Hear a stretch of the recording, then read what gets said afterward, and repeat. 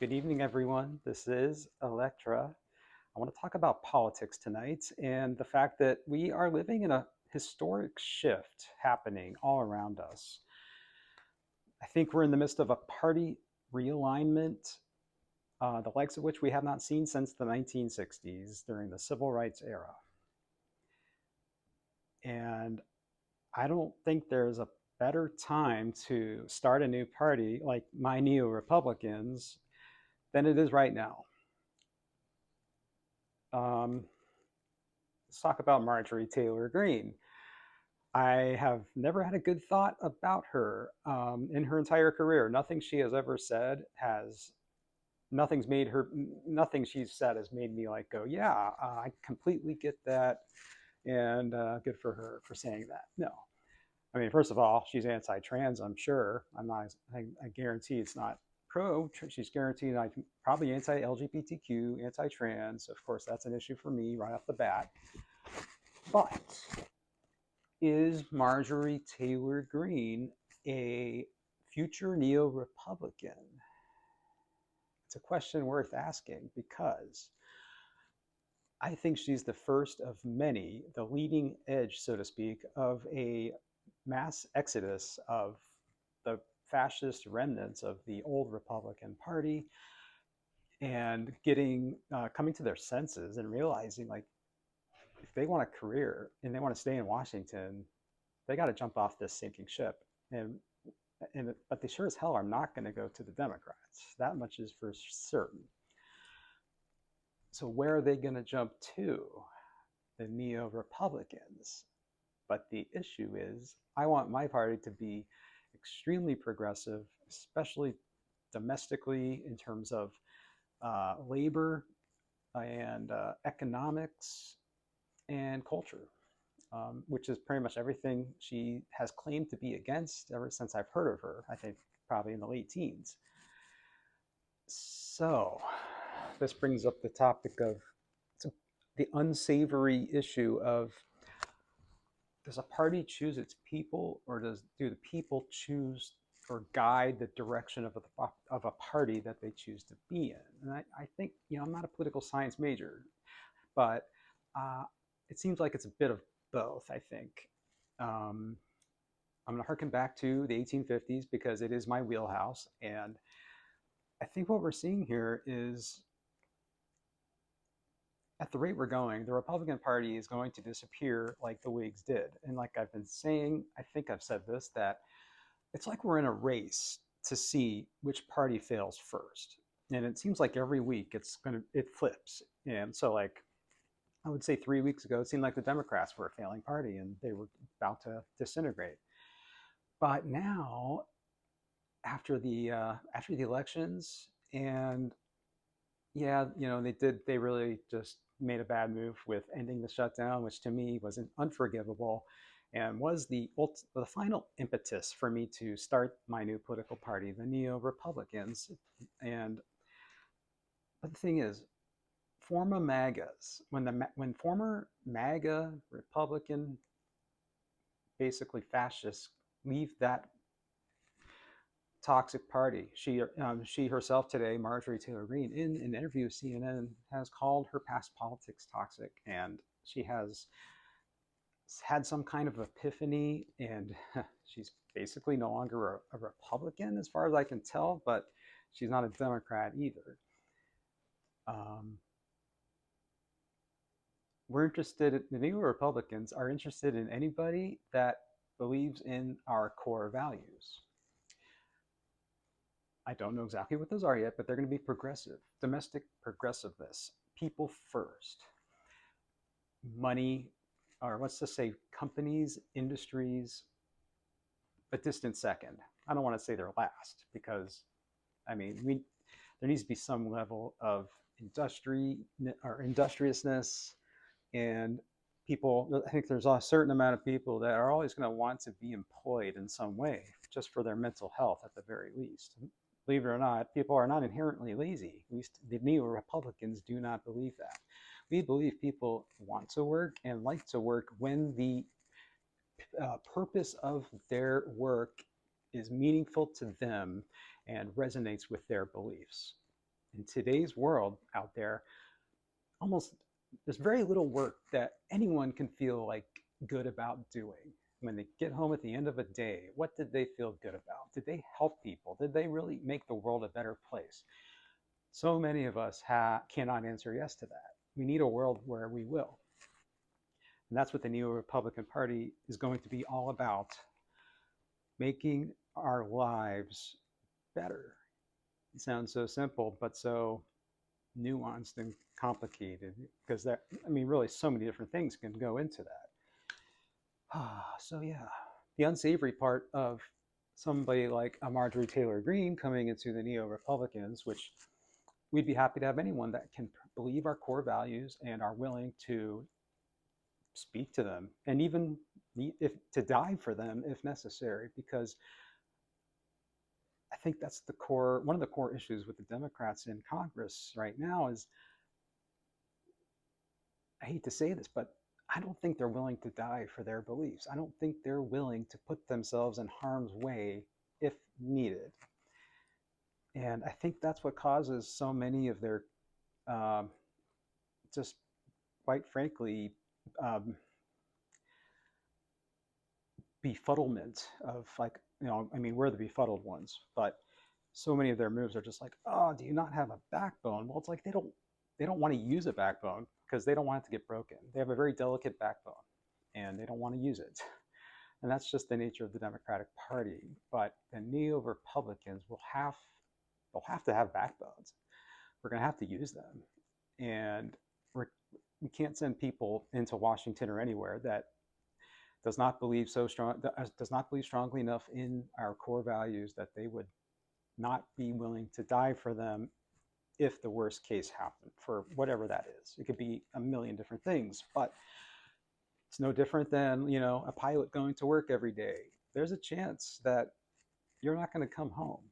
It's just like a police officer going to work every day. There's a chance you're not going to come home either.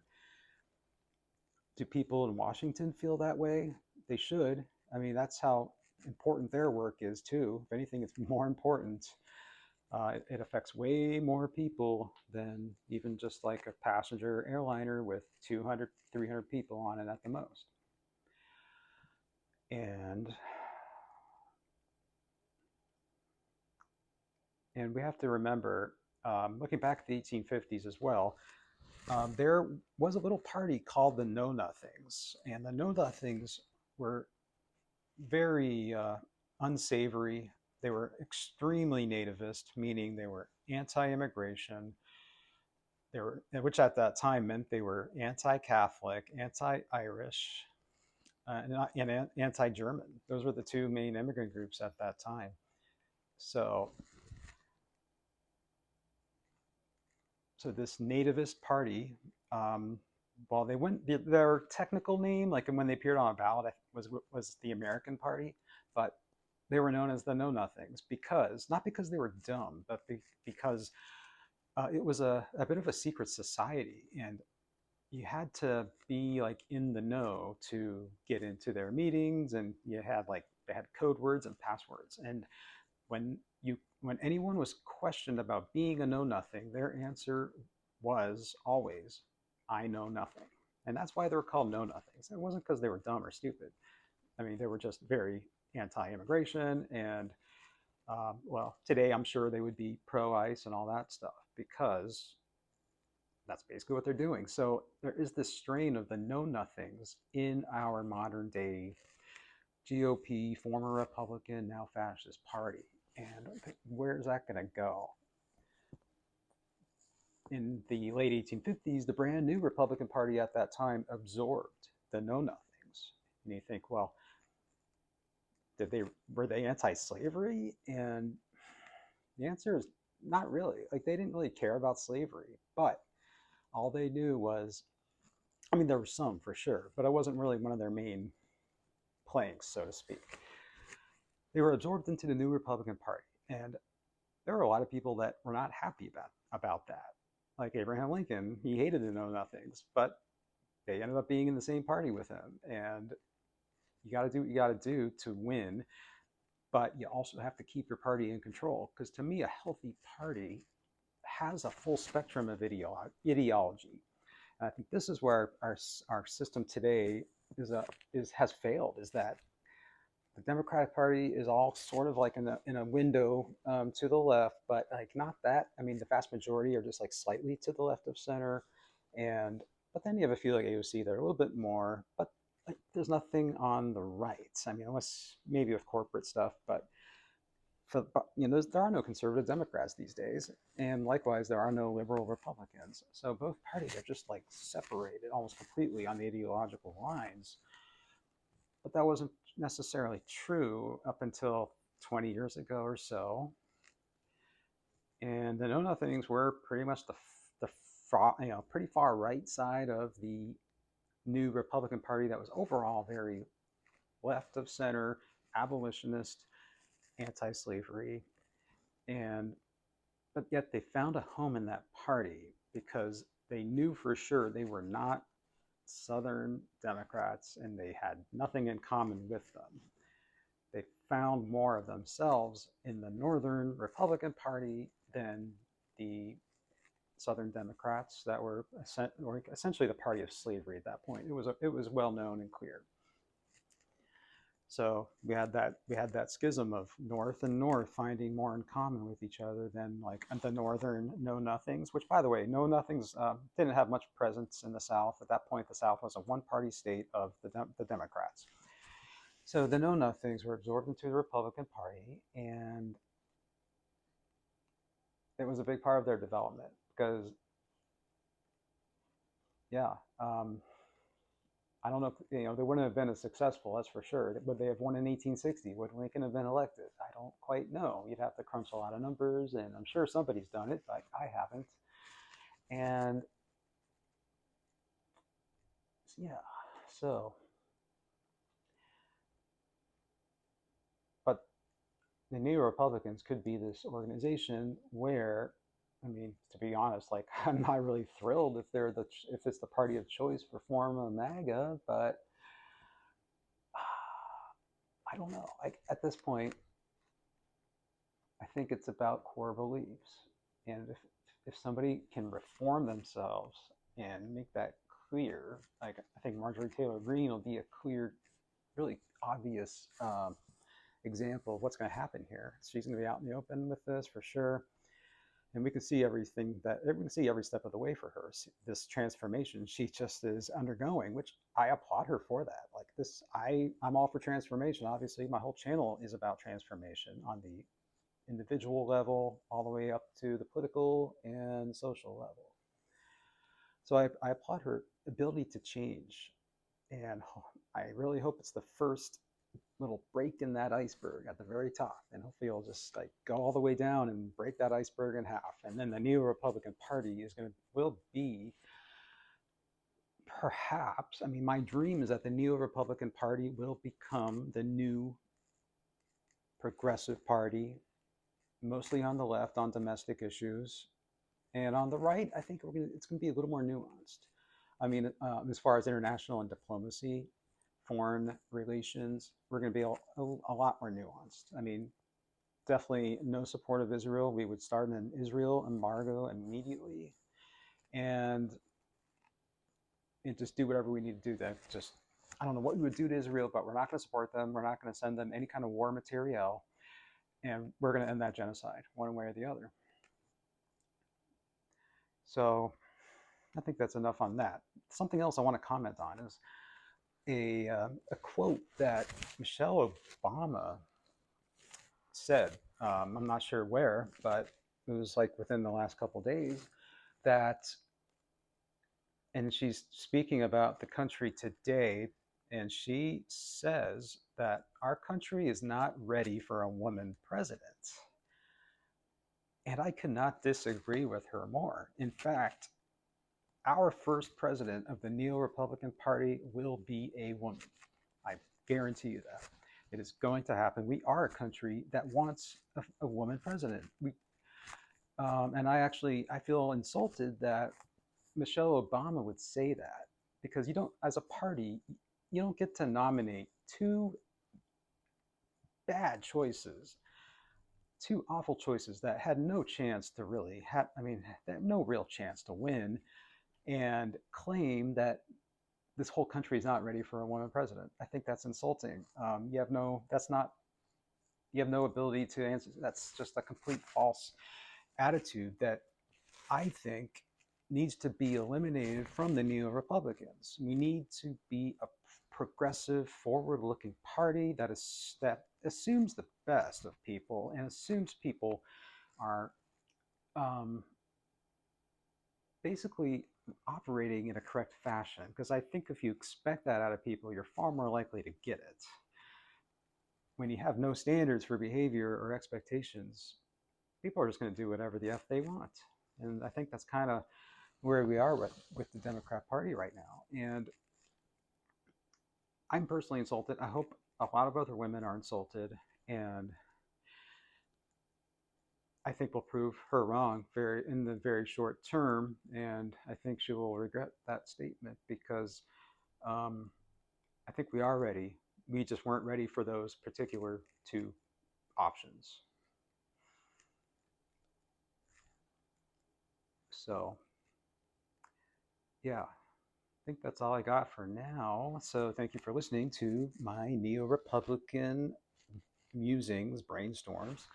Hope I gave you a few things to think about, and feel free to comment. I would love to know, like, if anyone sees anything that resonates in this idea of a neo-Republican party. And I may even like just start asking, and for applications to be a like a social media advertiser, that kind of thing. But I'm not quite there yet. But if you might be interested, I'd be free to, definitely feel free to message me here on YouTube. And I'm still in Blue Sky. I just don't go on there much ever anymore. But my account is still active, and if I get I'll get a notification if I have a message there as well. So really, if you're interested in this idea, I want to talk to you. I don't care who you are or what you are, what you do. That's I want to talk, because this has to happen. We need. I mean, if we got to get something for 2026. It's a year away. I don't know. What is the policy? I'm pretty sure like it's too late for us to register in, like, say, Illinois, but then we got to do 2028, and there's no excuse not to be there, because that's only, I mean, that's a whole 3 years from now. But yeah, I mean, I plan on seeing, what I can do here with politics, and if I want to get involved and run for something here in Illinois, I want to consider that path. And if not me, I don't know if I'd be the best politician, but probably not. I'm sure there's people out there that would be way better than me, and that's obviously a bridge we'll cross when we get there. So please like, share, subscribe. Hope to see everyone very soon. I'll be back soon for sure, and have a good night. Bye-bye.